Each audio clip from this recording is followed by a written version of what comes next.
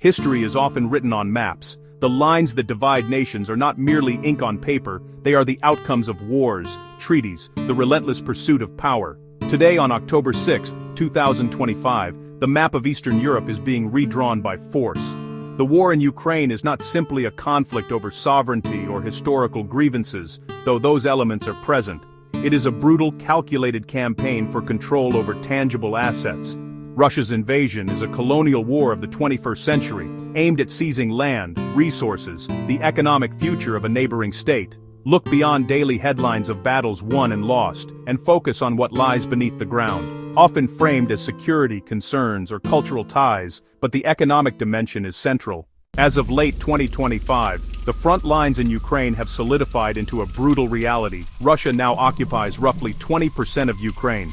This includes the Crimean Peninsula, annexed in 2014, and vast swathes in the east and south: Donetsk, Luhansk, Zaporizhzhia, Kherson. Ukrainian forces have shown incredible resilience. Russia's stated goal is full administrative control of these four oblasts, pursued relentlessly through 2024 and 2025. This territory is Ukraine's industrial and agricultural heartland.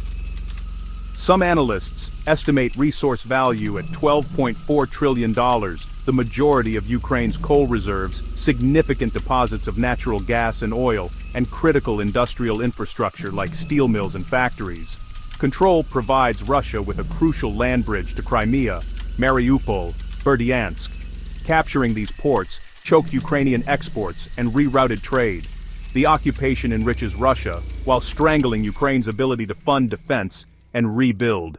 Ukraine has long been known as the breadbasket of Europe, a title earned from its vast expanses of incredibly fertile Chernozem, or Black Earth, capable of yielding massive harvests of wheat, corn, barley, and sunflower seeds. Before the invasion, Ukraine was a global agricultural superpower, a leading exporter of grain and vegetable oils that helped feed millions. The farmlands now under Russian occupation in the south and east represent a significant portion of this agricultural wealth. By seizing these territories, Russia has captured a vital source of global food supply and a cornerstone of the Ukrainian economy. The control of this farmland serves multiple strategic purposes for Russia. Firstly, it provides a direct economic benefit. Russia can harvest crops in occupied territories and use them domestically, or export for profit, effectively stealing Ukraine's revenue. Secondly, by controlling a larger share of the global grain market, Russia increases its geopolitical leverage. It can influence food prices and use the threat of withholding supplies to pressure other countries, particularly those in the Middle East and Africa, that depend on Black Sea grain. The occupied territories include some of the most productive agricultural land in Ukraine, Kherson and Zaporizhzhia, producing millions of tons of grain, vegetables, and fruit annually. Severing these regions weakens Kyiv's ability to sustain its people and its export economy. It is a direct assault on the nation's economic sovereignty.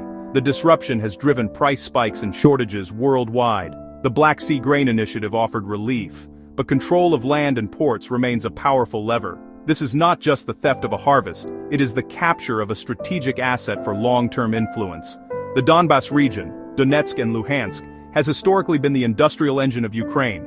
Vast coal mines, sprawling steel plants, heavy manufacturing.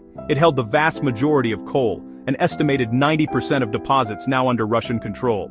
This is a strategic decapitation of industrial capacity, acquired or destroyed to weaken Ukraine and feed Russia's own economy. While coal and grain are the wealth of the past, this war is also a fight for the resources of the future. Ukraine possesses significant deposits of critical minerals essential for green energy and high-tech manufacturing. These include lithium, titanium, manganese, and rare earth elements. They feed batteries, wind turbines, semiconductors, and advanced military hardware. The territories now occupied by Russia contain a substantial portion of these valuable deposits. By seizing this land, Moscow seeks to control 21st century supply chains. Lithium, white gold, is pivotal as global demand skyrockets. Ukraine holds major recoverable lithium deposits, including Shevchenkivsky and Kruta Balka, sites that fell under Russian control early in the war. Capturing Ukraine's lithium positions Russia to dominate a vital market and gain leverage over Europe's green plans.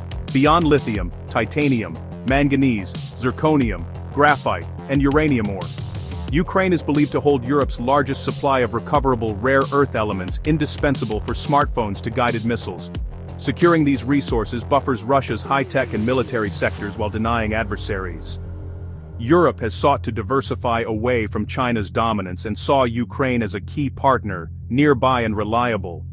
Russia's invasion shattered this possibility. By seizing mineral wealth, Moscow deepens Europe's vulnerabilities. It undermines Europe's economic security and geopolitical autonomy. Control of resources translates into political influence. Reward friends, punish adversaries. This is not only about subjugating Ukraine, but about reasserting dominance by gripping materials Europe needs to innovate and grow.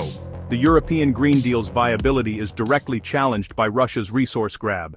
The war in Ukraine is a brutal, multi-layered conflict, but at its heart lies a simple motive: the conquest of land and resources. Russia's invasion is a calculated act of economic plunder on a scale not seen in Europe since the Second World War. By seizing 20% of Ukraine's territory, Moscow has captured agricultural, industrial, and mineral wealth. This is not an accident. It is a primary objective, a colonial campaign to cripple its neighbor, enrich itself, and reshape the geopolitical landscape by securing raw materials of present and future power. For Ukraine, the nation has been robbed of a large share of its economic base, from Black Earth to the industrial heartland of the Donbass and the critical mineral deposits that held the key to future prosperity. The war is an existential struggle, not just for political sovereignty, but for economic survival. Without these resources, rebuilding a modern, independent, prosperous Ukraine becomes exponentially harder.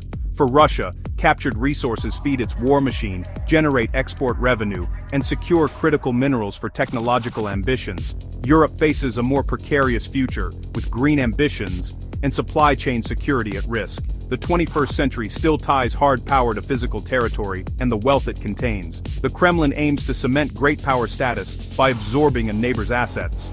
Lines drawn by tanks and artillery are lines of economic destiny.